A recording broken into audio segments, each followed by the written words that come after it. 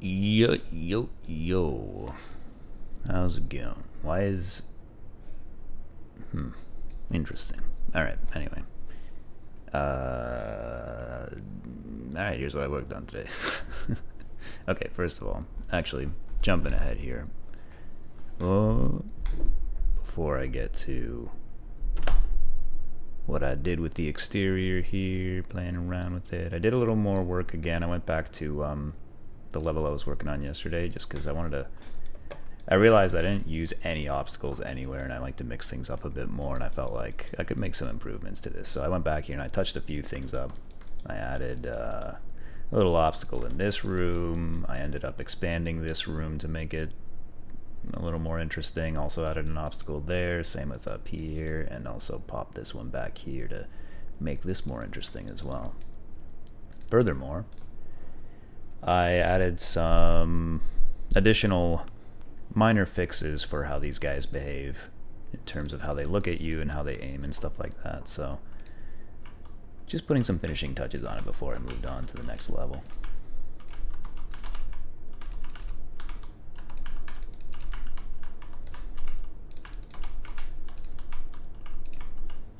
It's looking pretty good, looking pretty good.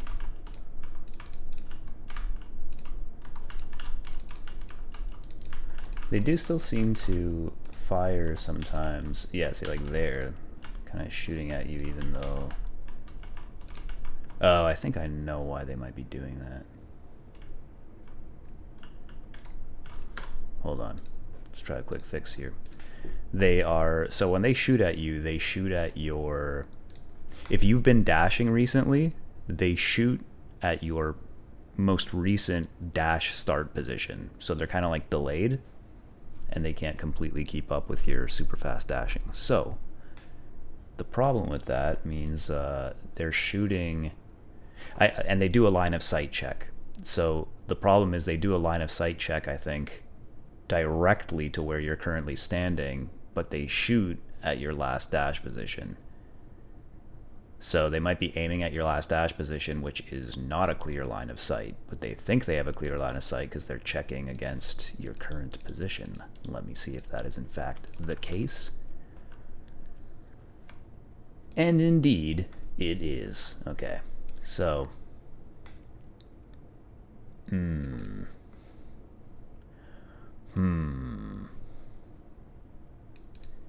Oh, this is tricky though, because I actually don't think I have a clear line of sight function for... Yeah, I only check from one object to another. I don't really have a way of checking for line of sight to a position, so I might have to custom code this. I don't like that. Well, it's not too hard. I can do a sphere cast. Okay, let's try that out real quick. Let me give you a closer view here. Let me show you the brilliance of my coding as I write this, okay? Let's get in here. Okay.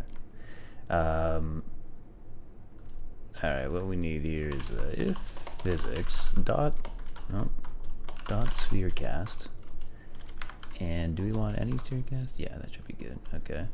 And then I'm gonna remember what the version that I want is. Starts with from my position. Origin, radius. I think a radius of like 0.3 should be good. The direction. Okay, now this is the thing that I need. The direction is based on this. The target movement. Okay, so I'm going to assume that my target movement is a player movement object. So I need to get that from my target object. Okay. I'm also going to go ahead and say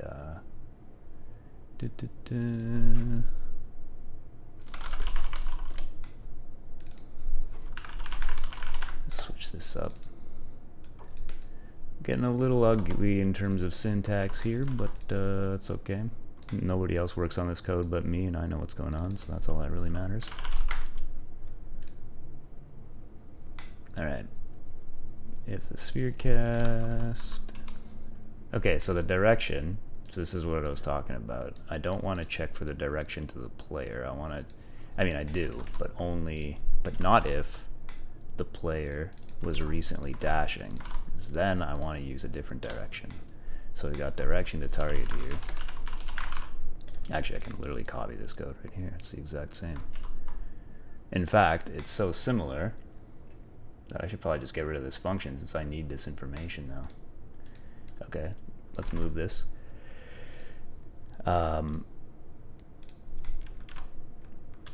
Okay, I got this vector to direction.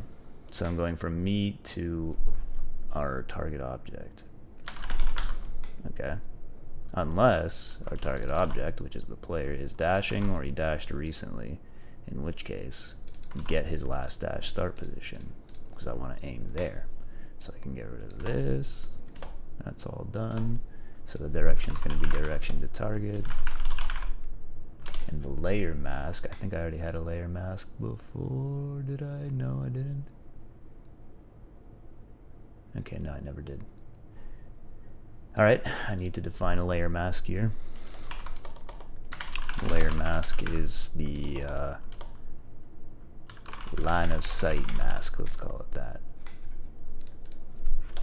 Now the layer mask determines what objects I'm checking for collisions against, which in this case is going to be what I call the impassable walls and the regular walls and doors. I think that's what the layers are called. Impassable wall, regular wall, and door. Yes, okay. Impassable wall is all the doors on the perimeter of the level. The regular walls are doors that are inside of the rooms. The reason why those are different is because the collision on them works a little different for gameplay purposes, and doors are self-explanatory. Let's get in here now. So line of sight mask, right? Out. What you talking about?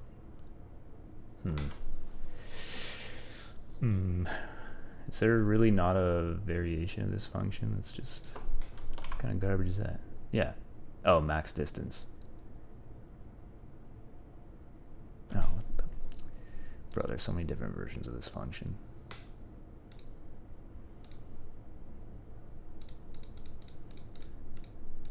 Okay, hold on. You got array. I want the ones that don't have array.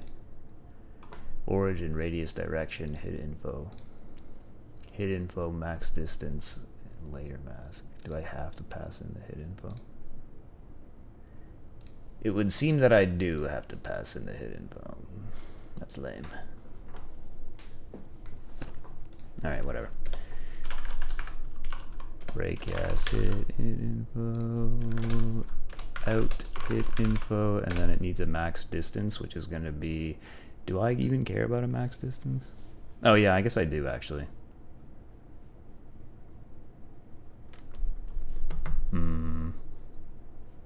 Well, actually, I know, yeah.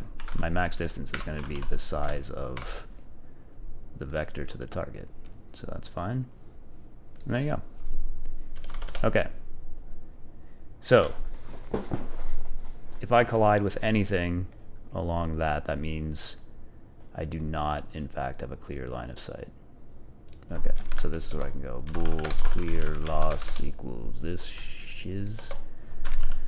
And let's comment this out for now. Y is target to player movement. Oh. Oh, right. So I don't need, I have this function up here that was setting the direction I'm facing. So we don't need that anymore. Now we can just do this. Let's put this direction check up here. Face target function is no longer needed. Instead, it's just this one liner now anyway. There you go. And what the hell is this? Extra bracket? Okay. Alright.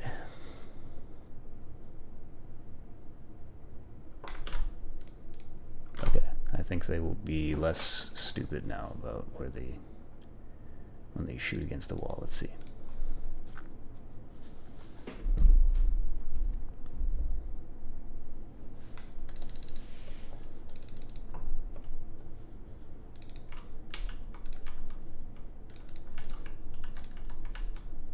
Okay, that guy didn't aim at the wall anymore. Well, that's no good. I guess they think they are constantly colliding with something now. Why would that be the case? They're going from their origin point, correct, to the target.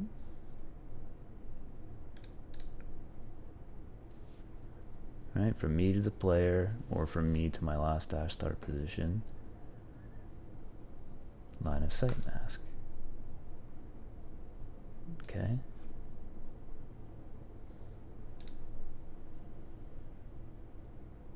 Oh, sorry. So this is the opposite. It's a clear line of sight if I don't collide with anything. There we go.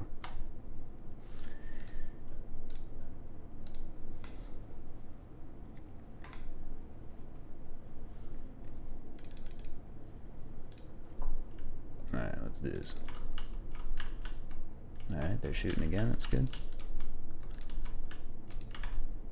Okay, sick. He did not shoot against the wall, so it looks like that's working. It's looking good, looking good. Oh shit.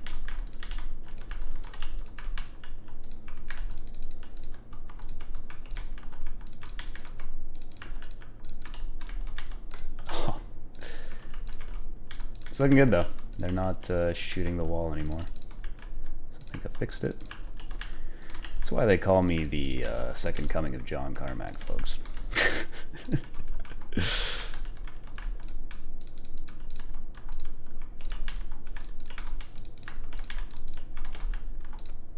Oh, I don't think so. Oh, god damn it. It would seem that, maybe I'm just imagining things, but I think now that they don't shoot at the wall right in front of them, they're, I think, a little more accurate. You can see he's still missing though, based on the old dash position. The delay on that might be a little too strong. I don't know if that looks kind of silly, but I like the idea behind it, you know, that you're zipping around so fast. That I was also thinking it might be cool to have a passive upgrade that creates like a ghost image of you when you dash behind you and increases the delay when enemies try to retarget you. Oh shit. Alright. It's working. Good stuff. Let me quickly submit that change. Oh. Act. Well, I'm going to show you the next thing I worked on, because that was Act 2 exterior work experiment, and what was the other thing I just fixed? Gunmen behavior fix. Okay. Some source control there. Alright. So, next thing I worked on, actually, before we get to this, I also went ahead and created just a super basic setup for the next level. I was thinking about it some more today on what I wanted to do for the unique level in this act, and I think ultimately I am going to go with the idea I mentioned, which was while a character is trying to unlock a door, you have to defend them.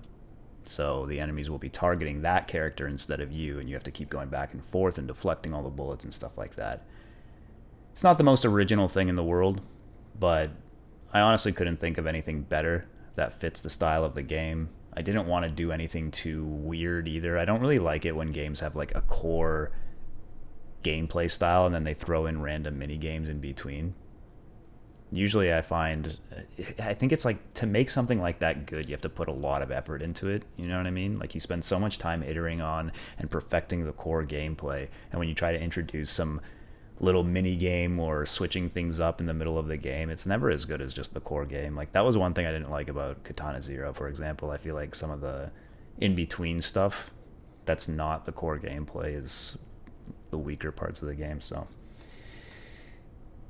I was against any kind of super out there changing things up minigame type of thing, so I was trying to think in terms of just how the gameplay works, how I can switch it up, and there were only so many ideas that can really work, and ultimately I think this is good enough that it'll be different enough, especially with the fact that you're defending someone else instead of yourself.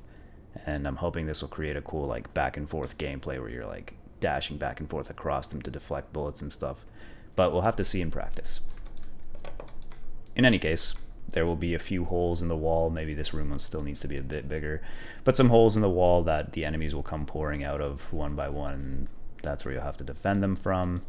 The character that you're defending will be up here trying to unlock this door. While I'm at it, actually, I should go ahead and just, like, there's going to be a room here that you're trying to get into. Let's put some stuff there just to quickly signify that. And yeah, it's going to feature the gunmen and the first enemy type from this act, the gangsta swordsman types. And I'm thinking that'll be the best combo. I think it might be a little, this style of gameplay might be a little too ridiculous with the dashing jazzy guys and the gunmen, so I think this will work. Probably level 2-6. We'll have to play around with it some more. Anyway, finally, okay, the exterior. So I got to testing out the different assets that Amanda sent to me for decorating our outside building here. It's looking pretty cool. This is me mostly messing around with a whole lot of different stuff. As you can see, I tried different colored windows and stuff, but I don't know, this is a little tricky because I like Amanda's original windows. Like, they look really nice, these ones on the bottom. These are her original colorings. These are ones that I quickly made to test out different colors. It's just because I was thinking of matching up with what's going on in here. There's going to be like, I want to do some subtle like blues, reds, purples, that kind of thing inside, like a club feeling. So I figured that should probably match. I mean, that makes sense.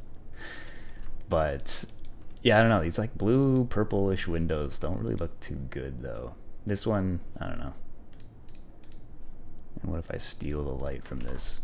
Put it on this purple one.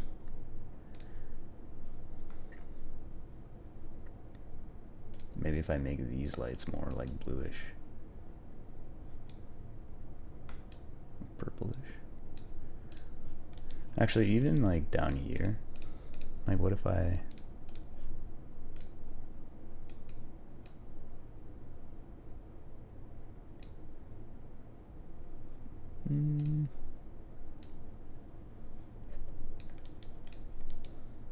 Yeah, it's kind of weird.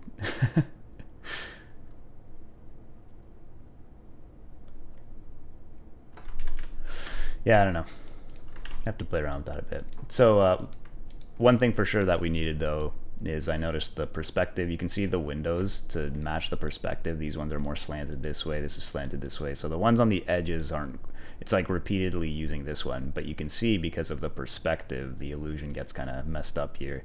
So one thing I asked her for was a more slanted version to match the edges at the far ends of the building. And another thing was, this was an example of one of the neon signs we had.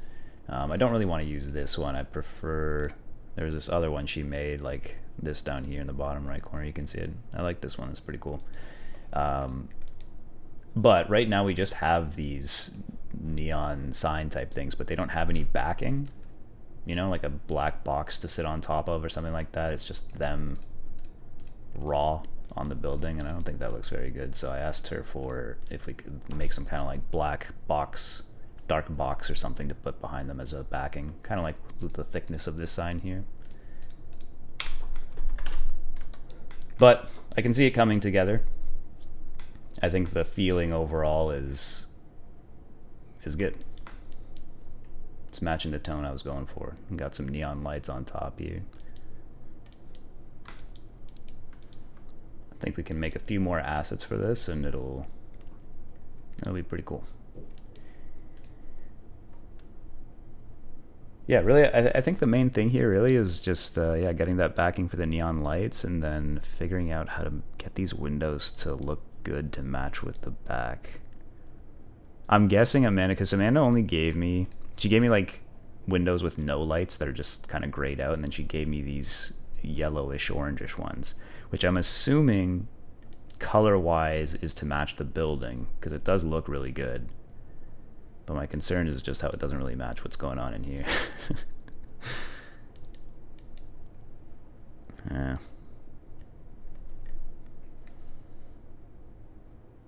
I'll probably have to play around with these some more to see if something can be done.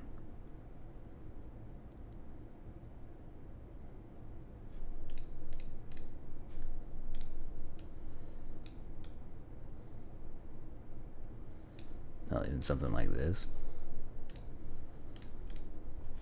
And you get like this light underneath it.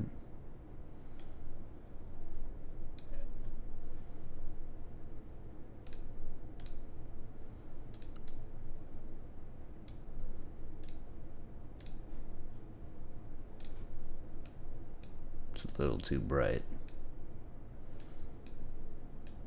Also, how come it doesn't... Oh, I guess it... Oh.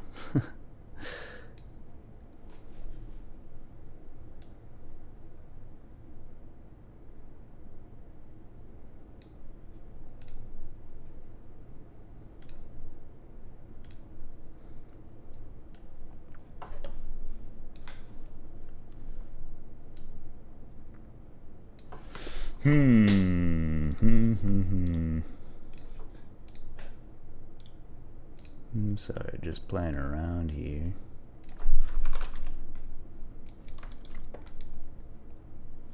If I just blow it up with the sprite itself.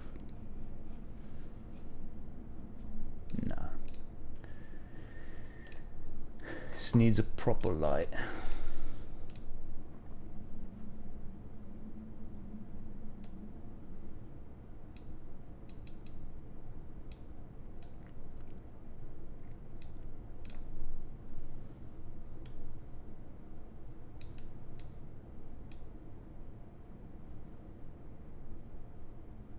Gotta be more, yeah, a little more subtle. And then turn up the radius. The radius is too small.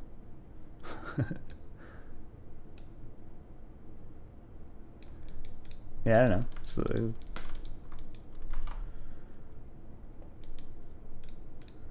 we take this now and I just hide these for a second. And be like, boom.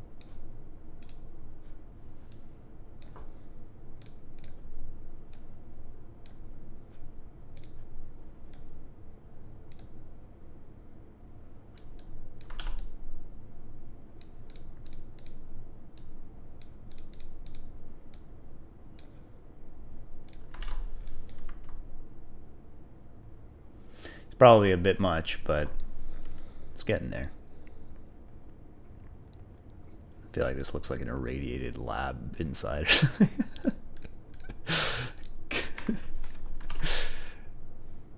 What did I do with these windows? There we go.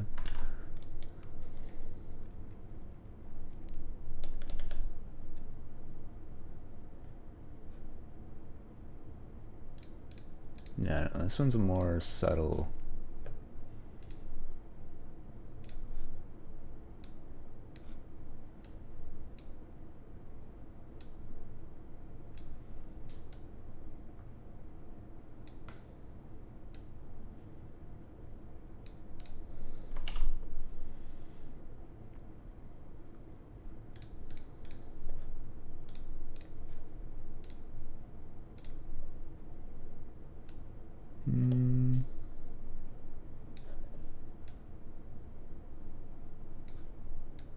There's already a lot of purple light here, so this one's hard to see.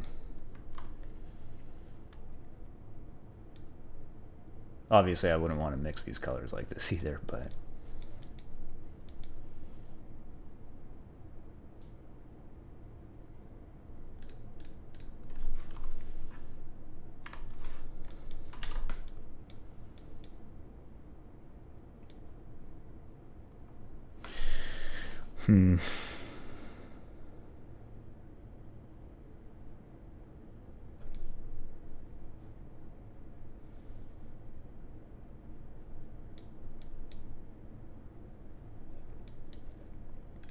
Well, whatever.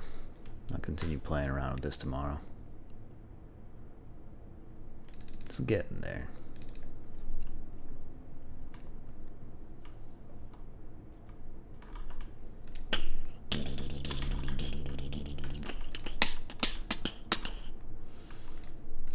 It's looking sick though.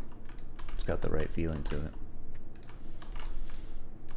I mean, you can see what I mean by the way this is kind of like the lighting I imagine. There's like this soft red hue here and the more bluish one here.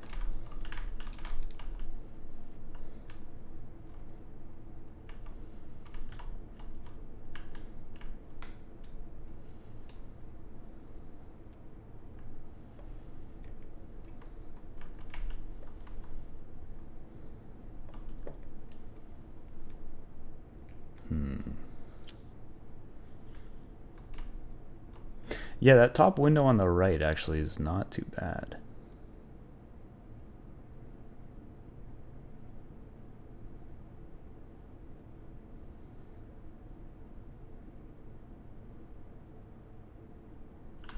I think I need to... I think it might make sense to actually play around first with the lighting inside here and decide exactly what I want. And then based on that, decide how to do the window. Because with the blue tints, like this isn't too bad. I think I would just need Amanda to maybe make a custom one that's like really properly blue, because I kind of just took her sprites and recolored them for this.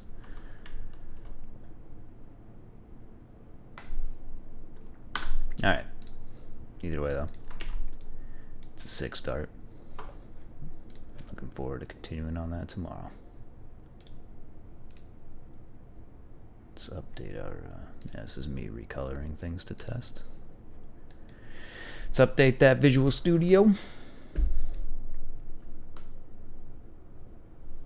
And that's all I got for tonight. Before I go, check out that sweet, that nice view. Some cool clouds. Yeah, I got not much else to say. Another solid day working towards my goals. Hit the gym again, staying healthy, so slowly getting back on track. Possibly a more balanced new way of living for me. It's possible. It's possible. Stay tuned to find out for sure.